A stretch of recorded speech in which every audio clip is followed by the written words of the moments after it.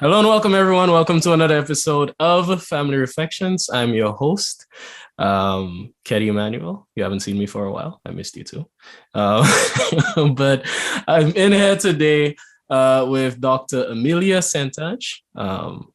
Those of you who know my mom's maiden name, you'll recognize the St. Ange there. Yes, Amelia and myself are related.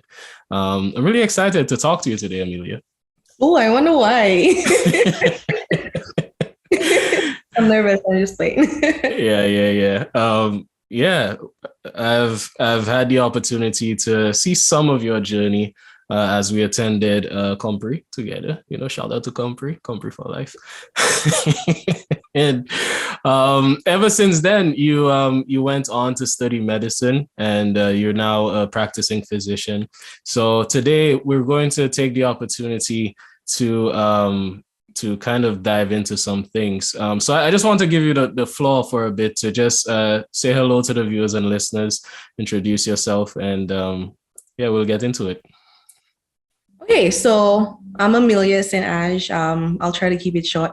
I'm actually from Ange. So it's in the southeastern part of St. Lucia. I grew up there for most of my life. I went to Vieux Fort Compre.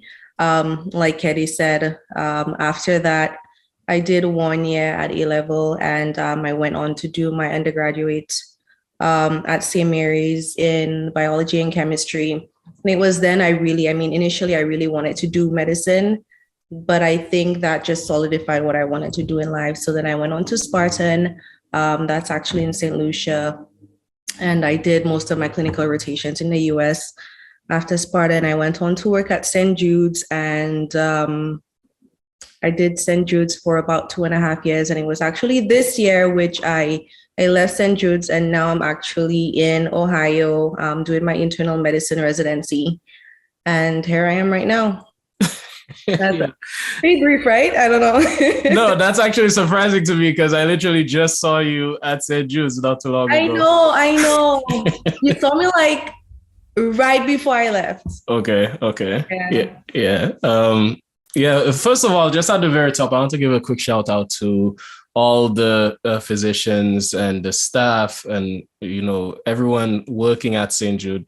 The working conditions, I'll just come straight up and say, it's rough. It's not easy, and I'm not going to get too political on this episode, but all I will say is that not too long ago, my grandmother fell ill, and she was very sick. And on multiple occasions, I had to go to St. Jude, and I had to carry her there and watch her being cared for there.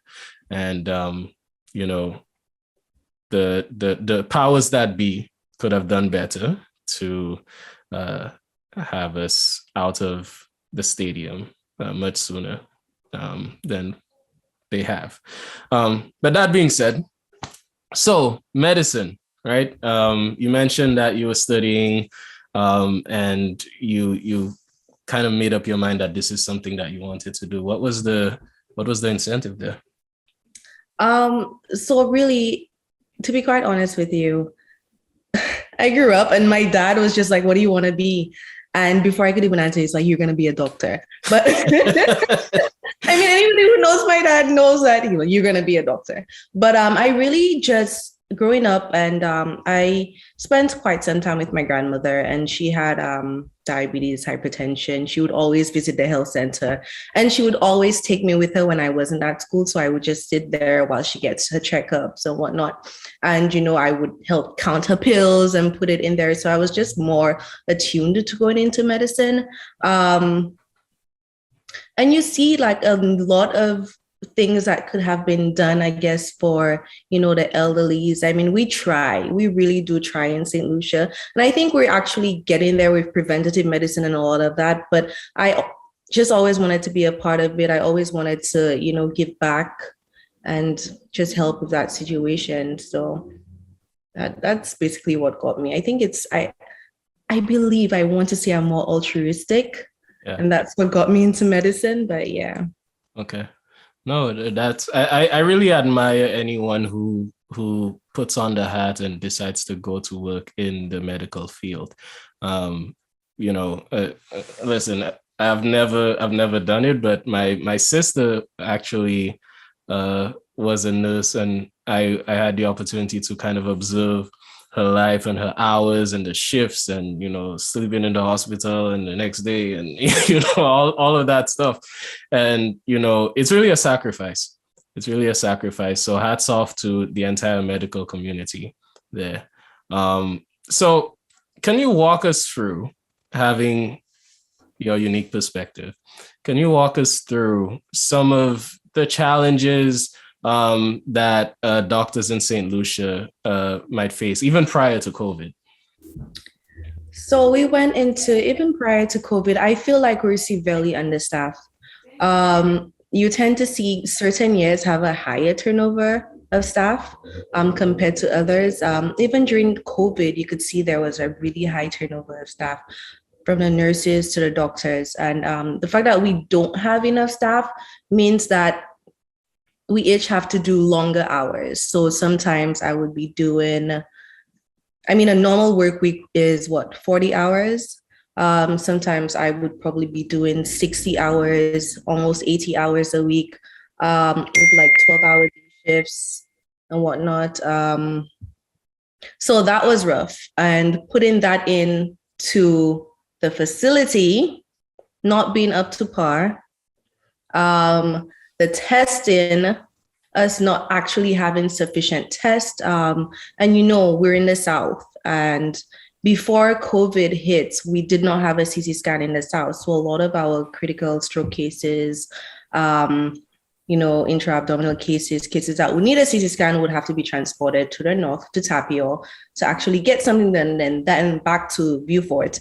So that was hard. So I think practicing healthcare, even before COVID, was hard because of what we had. Mm-hmm. How should I put it? The resources that we had, we were lacking a lot, and we are still lacking in resources. And I want to say that the powers that be are trying, but we are still lacking. And being understaffed, no resources, finances, that's a whole other ball game. That was before COVID. Then COVID hit. So with COVID hitting, we're really unprepared. And the government, I guess, tried to put something in place. They had this respiratory hospital, and then there was OKU, Tapio, St. Judes. But having a respiratory hospital now means that you need staff for that hospital. And we were already severely understaffed. Right. So then you would see there was a longer wait time with patients. A lot of people complained. And even at St. Jude's, there were rooms that had to be retrofitted to be isolation rooms because we couldn't keep, respiratory cases together with the general public. With those isolation rooms, there came a problem with staffing again. Who would do the isolation room? And whoever did the isolation room generally wasn't advised to be, you're seeing isolated patients, you cannot be with, the general patients. Right. So that was an issue. And during the whole lockdown, there was a period where we generally did not get that many patients because I guess everyone was staying home. But after it opened up, everyone was sick and everyone was swarming. And I think our main issue in St. Lucia is staffing and resources. And I could go on and on about it. And I'm not sure many people realize that is our reality. And a lot of people complain, it's so slow, the wait time is long, but there's just not enough doctors and nurses right now to help. Everyone's leaving, and I may be a culprit too, because I left. No. But everyone wants to, further their education. Everyone wants to subspecialize. Everyone wants to specialize. And in a sense, it's a good thing. But that brings brain drain. Yeah. Yeah. So I can see even there, this it sounds like this issue is a subsidiary of the larger issue of brain drain in St. Lucia, right? Where talented people, skilled people, and people who just can tend to just leave. And, of course, I actually I touched on this with Dr. Anthony when I spoke to him in terms of, you do feel a level of guilt um, after you leave. And, you want to give back, but you're also caught between the reality of, what's best for you as opposed to, um, yeah. So that gets tough, but it also sounds like there's a loop there as well, because due to problems with staffing, you're working crazy hours. So then it's it becomes the door is wide open for you to leave, which adds to the problem with staffing. so so people so it contributes to the high turnover rate because there's not enough people, and because there's not enough people, there's not enough people. And, yeah. Yeah, I chuckle at it, but it's a serious issue, man. How do you see us solving this? If we just had a sheet of paper in front of us and we could fix this, how would we fix this? Um, the current incentive of scholarships going to Cuba and Taiwan, and I mean, quite a bit of students, I would say maybe 78. I may be wrong with my random number, but I think scholarships for medicine, scholarships for nursing, with different incentives would actually help with that. And even then, I mean, I didn't go to Cuba, so I don't know the issue with the bonds and how much they have to give back or how long they have to stay. But there could be something done with that and, trying to keep doctors. And I think in St. Lucia, we have a lot of general doctors. We do have specialists, but we do, I mean, there are quite a bit, maybe about 4 doctors a year who try to go to specialize and whatnot. But I think the government should at least put something in place where, we send more of our doctors to specialize. Up until maybe 2 years ago, there wasn't a neurologist in St. Lucia. Up until a few years ago, there wasn't a neurosurgeon. You know what I mean? We don't have a pulmonologist. There are lots of specialists we lack. I mean, the neighboring islands like Martinique, Barbados, they do have those. But imagine what happened during COVID when people who needed subspecialty care that St. Lucia could not provide. Imagine what issues they went through to just get that subspecialty care. Some people have not even gotten it. Yeah. There's a lot that happened during COVID. Like there was an issue, with the Will Pediatric Project, and they service the Caribbean every year. They come every year. They see seizure patients and whatnot, but they couldn't do it during COVID. So that's 2 years now that, seizure patients or kids with seizures could have gotten, a review or care from the Will Pediatric Project, and they haven't. And they would just used to getting it every year. Yeah.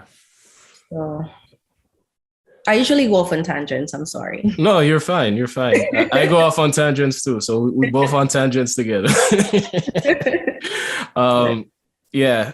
I think what you referred to in terms of scholarship incentive and maybe some sort of contractual obligations from said scholarships may be the way to go in terms of addressing the understaffing for sure. I kind of want to walk a mile in your shoes, so to speak, and not just walk a mile in your shoes during the regular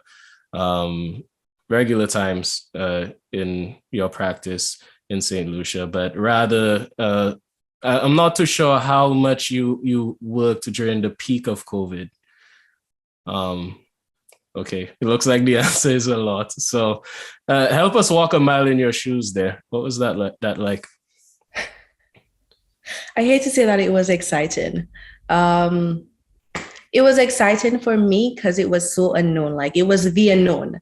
Everyone was trying to, there was still, research going on with COVID, where did it happen? What treatment do you use? How do you treat it? How do patients present? Because, some patients just present in respiratory distress.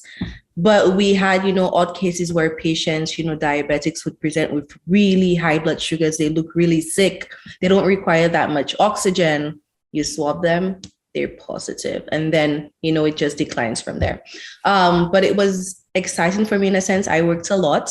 At that point, we had just transitioned to 12-hour shifts. During that time, I actually worked in the ER, and I have worked in the ER from 2018. We had recently transitioned to 18-hour shifts.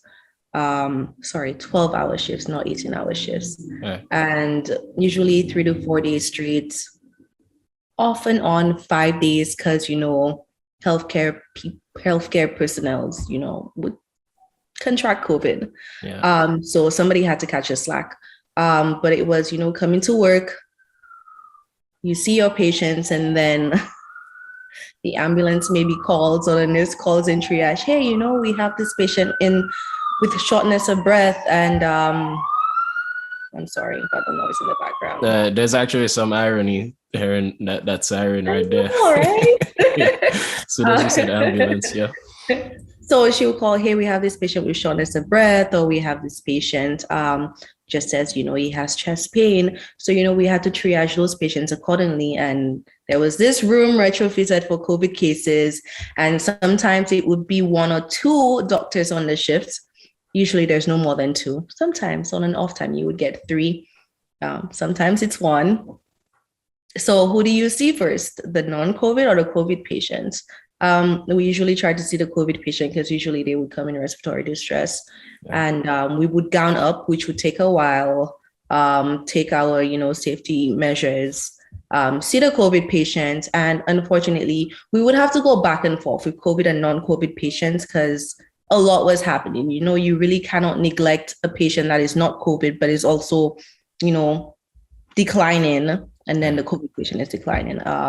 We would have to be doing a lot of swabbing.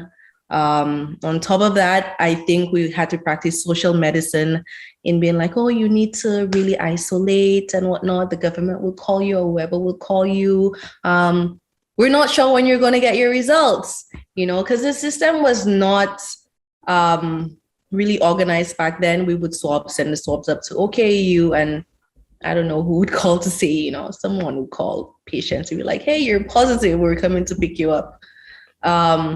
Yes. It was really a shot in the dark when COVID initially started. But then I think policies changed, guidelines changed. And I think St. Jude's actually did a pretty good job at, sticking to the protocol with treating COVID patients. You isolate, you try to treat, patient feels really bad or patient looks clinically unstable, you transfer to Victoria Hospital, the respiratory clinic. All right.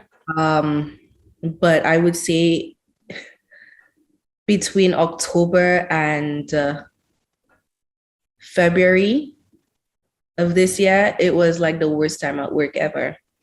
We had that spike in cases, and healthcare workers were not immune to it. So we were really working those rough shifts. And I don't think anybody realized it.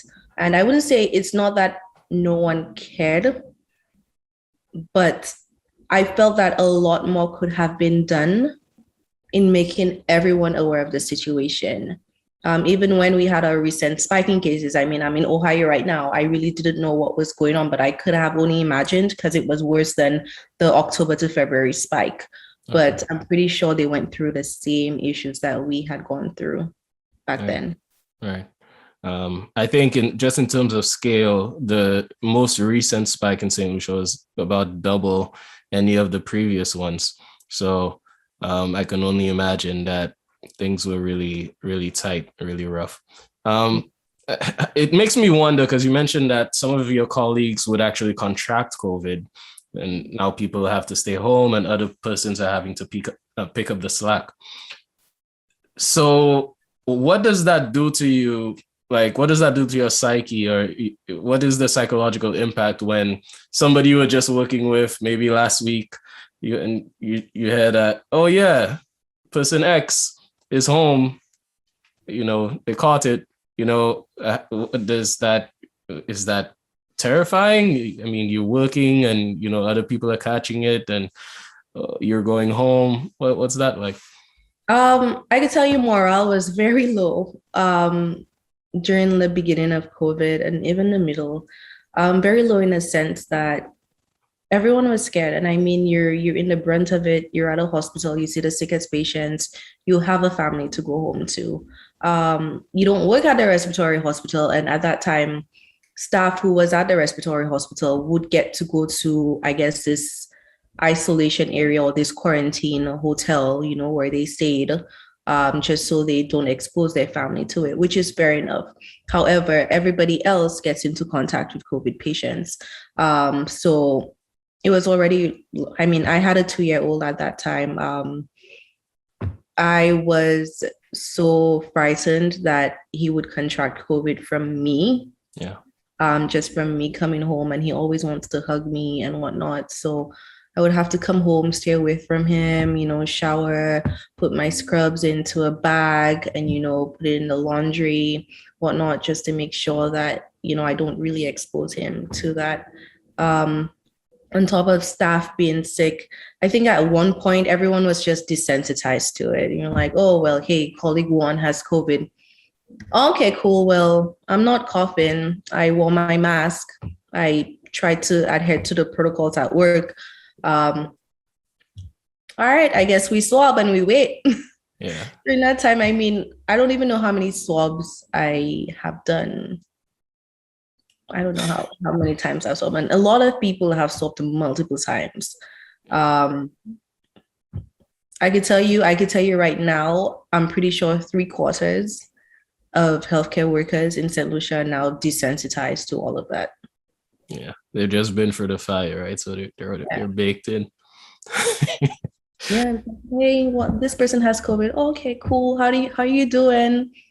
All right. Well, I guess I'm doing good. Thank God the vaccine came on. I'm right. pro-vax. Right. It's helped me see through this whole COVID ordeal from since. Well, it's good that you mentioned being pro-vax, because that's a whole other discussion right there. I got the Moderna vaccine, and I see both sides of the argument, right? Some people are afraid of taking it because they're really pensive about the level of the amount of testing that's been done surrounding the development of the vaccine and all this stuff. And, there's also lots of opinions flying around on social media. And then on the flip side, we have other persons who take the vaccines, people like myself. I'm assuming people like you. And I took it based on the fact that I really believe at some point we're probably all going to get this. I don't think we're I don't think we're living in a world where COVID is going to disappear, and if you haven't gotten it yet, you're probably never going to get it. No, you're eventually going to get COVID, and you're either going to get it with a vaccine or you're not going to have one. And I prefer to have the vaccine when I get it. So. I agree. And we've actually, and you can actually see the benefits of the vaccine right now. I mean, people with the vaccine get COVID. What I've seen right now in practice is a lot of the patients that are passing away, a lot of the patients that are dying, a lot of patients that are really disabled now from COVID are unvaccinated patients. And we've had a couple of vaccinated patients who got COVID, and they're mild, they're alive, they're kicking, hey, I had COVID. All right, I'm cool now. Right. That's what it's been, most of it. So yeah, I think a lot of it comes from people who hear of cases where someone had the vaccine and they did everything right, and they still ended up passing away. And then people look at that and they throw that, oh, that's a maposa. It don't make sense, right? But in any scenario, there will always be anomalies, right? there's always going to be an anomaly where someone has a poor reaction. So I don't know. I'm pro-vax as well. That's the long and short of it. That's good. I like it. Train of thought though. Pro-vax. Yes. Yeah. So I was saying that very often it seems like the people in either camp, either or, want bad things to happen to the people who have a different opinion. So people who are pro-vax are like, oh yeah, if you didn't take the vaccine, if you die, which is a horrible stance to have. And then other people who are not pro-vax, who are against the vaccine, are like, if you grow a third eye or something, you should have been a little smarter. But I think we should all be hoping for the best for each other in these times. Right? Yeah. So if you're out there and you're either or, nothing but love for you. I would recommend that you take the vaccine. But I agree. Yeah. Yeah. So that being said, if you were sitting on a panel right now, where we have the prime minister's air and we're looking at the possibilities for the future, and we want to have a more resilient St. Lucia, a more resilient infrastructure, one that is more prepared. What do we do? What are your thoughts on that? More resilient in what sense? In healthcare wise, or contributing to healthcare? More resilient in terms of handling another wave, another pandemic. I think I get called that quite a few times. I'm more of a dictator, like I set rules, and I think if we're gonna set protocols, we also need to set rules. Like that's a given. If something has to work, we need to set rules. We need to tell people the pros, the cons of it. We need to tell people, that if you break rules, what's gonna happen. I think a more resilient St. Lucia, in a sense that I really hate to say this, because trust me, I've been double down on just saying that I would make vaccination mandatory. Okay. And I'm just going back to the whole vax thing, but let me get more serious about this. Yeah. I think a plan needs to be made. We basically have, I would say, 3 hospitals in St. Lucia.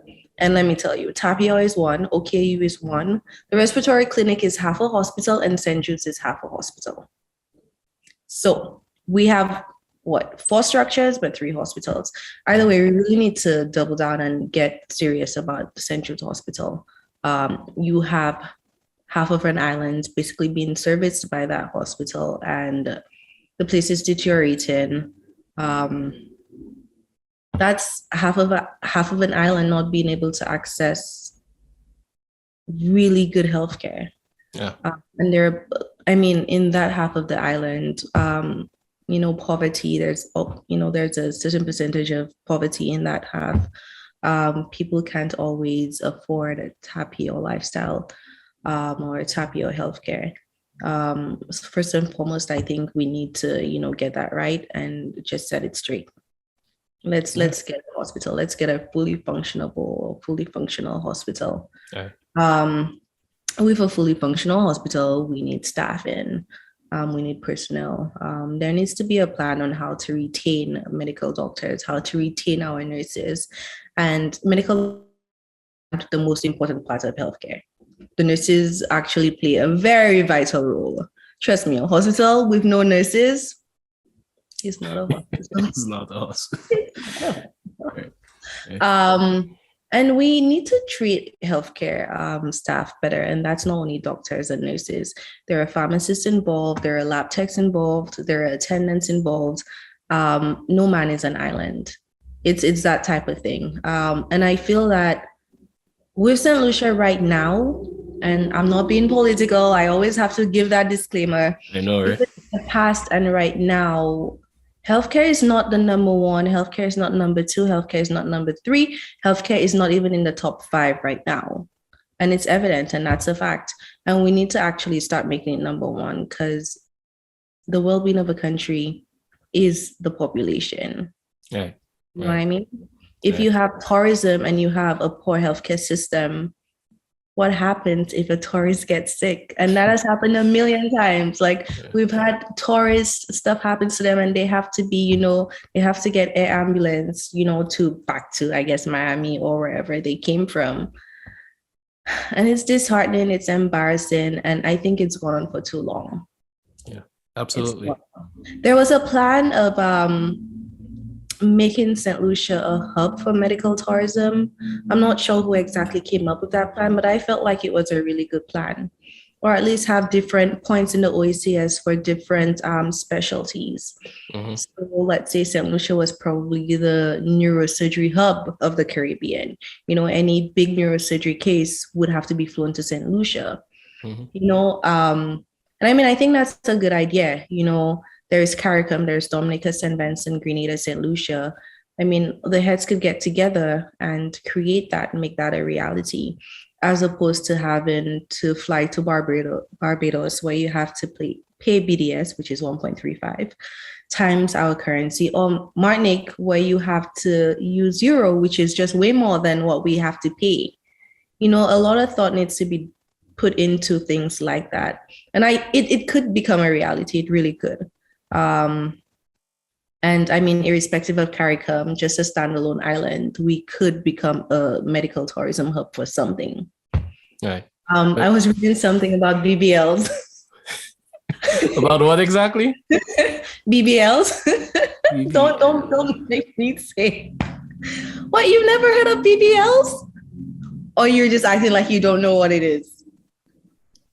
I feel like I should know about this right now, but I'm just blank. I'm a blank slate. BBLs, really? It's, those women who enhance their butts and, Oh. Really? I know different acronyms, but it's not BBL. What is it? It's I can't remember right now. So okay, let's run with BBL. Okay. So there's this I think he's a plastic surgeon. There's this plastic surgeon in Barbados who does BBLs, and it's like the biggest thing now. Everyone or every woman wants a BBL, because they want that really curvy shape. Hats off to them, that's fine. But he does it, so he actually gets quite a bit of Caribbean clientele. So everybody goes to Barbados, they get their BBLs. I mean, some surgeons probably do it, and he has this office in St. Lucia. And, he has his staff working for him. And I like that. I love that for him. But, we could do something like that. Yeah, we could do that too. Yeah. Maybe not BBLs, but. I think the whole medical hub idea was kind of the initial incentive behind the design of the OKEU. When that was first conceived, I think it was one of the baby steps towards that direction. I'm not sure about now, though. It looks like we just finished it and we tried our best, and it's just kind of. That's what I call it. But I've never actually seen that facility, but it looks like a decent spot, and I can only hope, as you said, that we can get a facility in the south of the island that is comparable to the OKEU. But I completely agree on what you shared there about St. Jude being a priority and healthcare and St. Lucia being a high priority. Here's what makes my blood boil. Can I tell you? I'll tell you. Yes. So what makes my blood boil is this. The people on the island that can make changes and can make noise and have the influence and weight to really pressure policy, they can afford Tapio. And they can not only afford Tapio, they can afford to leave and go to Miami. They're normally citizens, US citizens, and they can just leave whenever they want and just go and get the healthcare and just come back home whenever they want. And for that reason, the people who are stuck with what is not just available, but in terms of the people who have to go to St. Jude, not because they only want to go to St. Jude, but they cannot go anywhere else. There is no other option. This is it. Those people normally can't change the construction of a new hospital. They can't change the timeline. They can't pressure the policy surrounding it. They can't bid for more funding.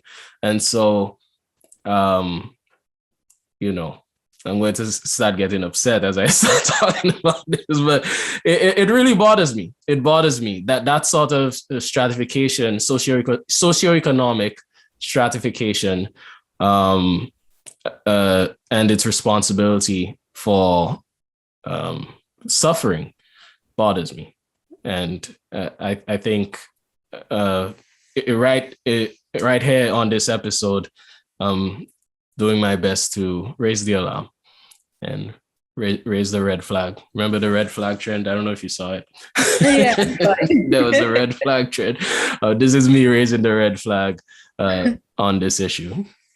I'm really happy right now that and again, I try not to get political because I could get political, but I'm really happy right now that, you know, the Minister of Health right now is from the South. And I think that should mean something. And I think that's going to at least do something because he's right next door to St. Jude's. He sees the plight of his people. And hopefully he does push for something. I have faith. You know, something's going to happen. Don't know when. Don't know if I should have faith, but. Oh, yeah. No, we're not just having faith. Folks, you know that he's in the South. You're from the South. If you have to make noise, make noise. People. Yeah, we're not just asking and hoping. We're demanding now. It's been a little too long, a little too much asking and hoping. Now we're demanding and telling that it needs to happen. So that being said, you mentioned that going through certain waves of COVID, practicing through that and weathering all that difficulty. You mentioned that, you know, it was difficult, and you even used the word exciting just because it was unpredictable in that way. So I'm wondering, would you say that weathering this storm made you a better physician? Yes. I went through different stages in COVID. Like at one point it was the unknown. We were really scared. We were really frightened. Then it got really exciting, you know, learning new things, being at the top of on our toes. Basically learning new things, being quick with treatment. Then there was the anger stage. I could tell you, I went through a very angry stage in my life. And I hate it. I hate that I went through it. The resentment, the lack of morale, the anger, it was very unbecoming. And then the vaccine started to roll out and I became even angrier because of all the pushback we were having. And I felt that we had been working so hard. My baby wasn't seeing me. You know, I would come home when he was sleeping. My baby barely saw me, and there was something that could help decrease the number of cases, you know, decrease the burden on the healthcare system. And nobody was people were just not doing it. People weren't helping. To then acceptance. And I think right now I'm at a stage in my career, in my life, where I know never to allow such anger and resentment to fill me so much. I was really mad. I was really upset. And I don't know, I can't remember exactly at what point I saw you at the hospital. But I do know you probably saw me really angry and not smiling. And I'm usually a smiley, bubbly person, you know. I'd be like, hey, how you doing? No, I was angry. And I hated being that person. And I don't ever want to be that person anymore. Yeah, So I remember seeing you. You looked very stoic. That's story, huh? Yeah. So honestly, that was a pretty bad time in my life. And I know we share cousins that are also physicians. Yeah. So you could ask your cousin, who I love, my dear friend, how she felt during that time. We were not taking it very well. And I think we've all grown from that.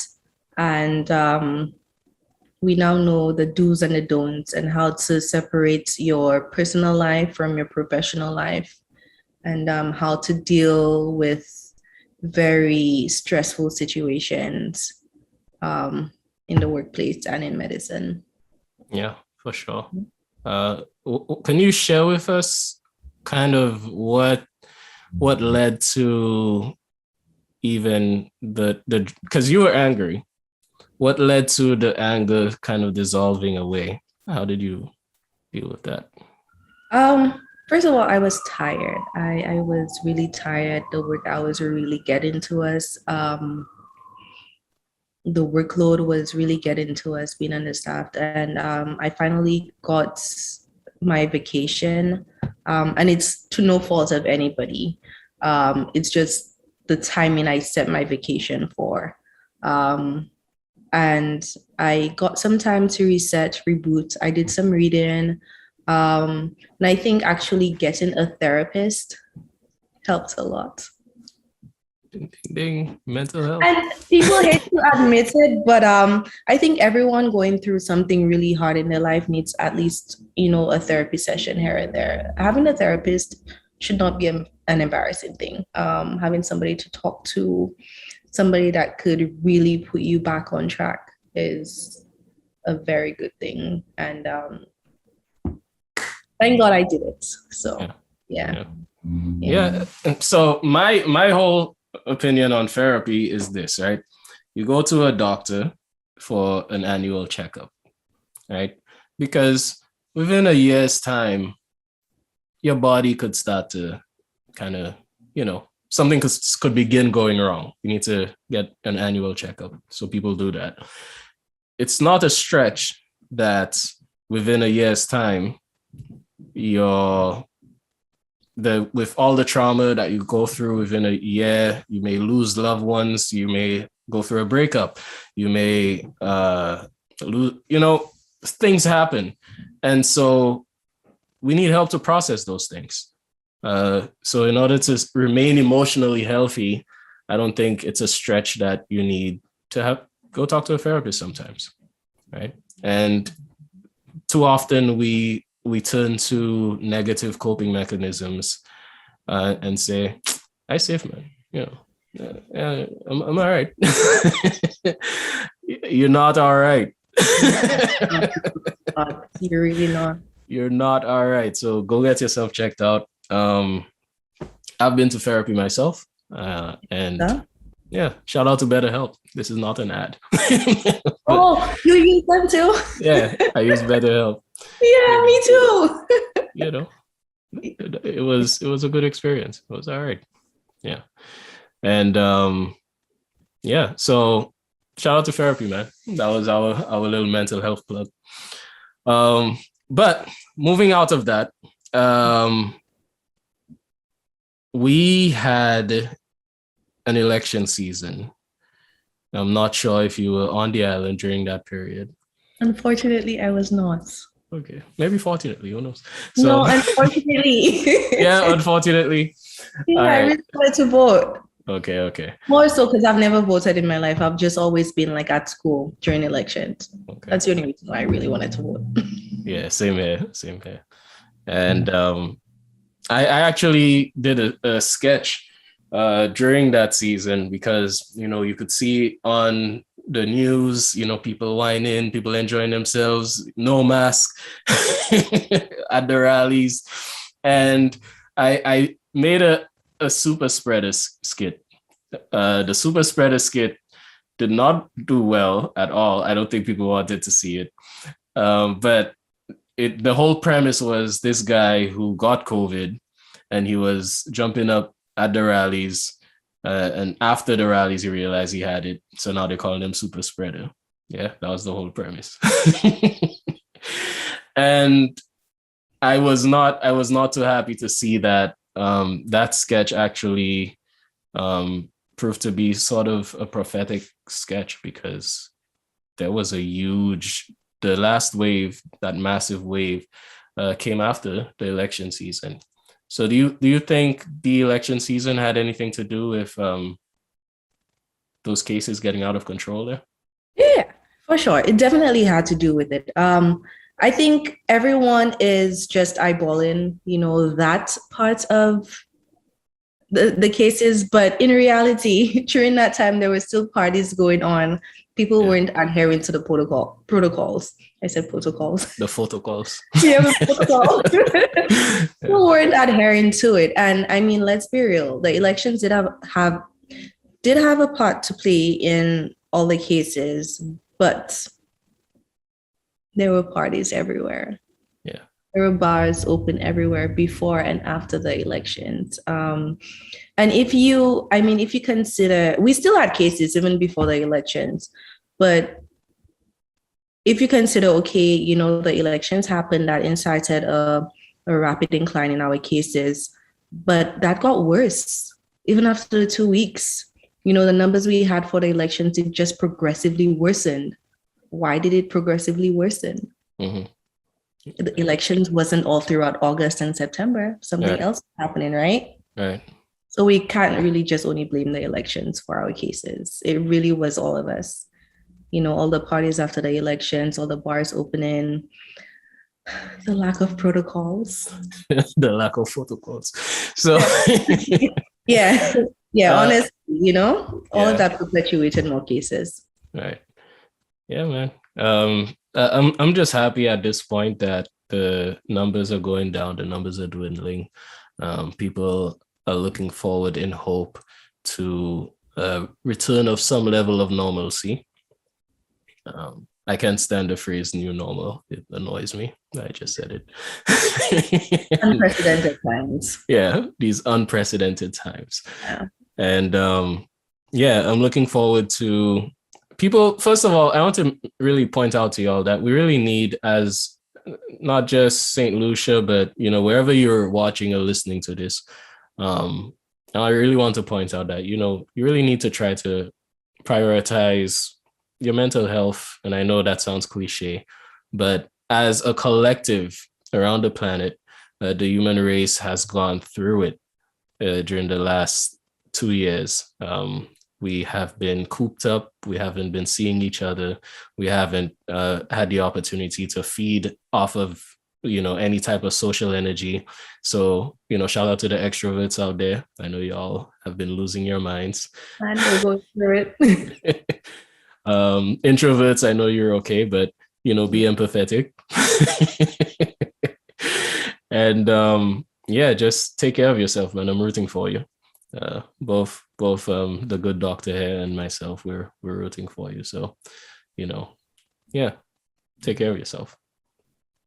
So that being said, Amelia, do you have any questions for me?